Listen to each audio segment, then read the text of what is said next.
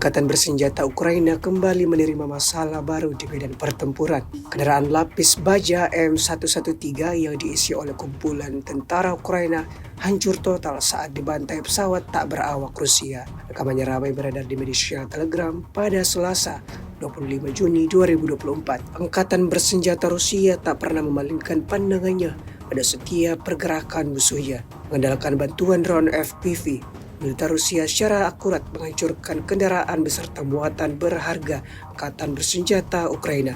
Hasilnya seperti yang terlihat dalam rekaman, militer Ukraina yang memulai misi berikutnya ternyata tidak lebih dari target drone Rusia yang berpresisi tinggi.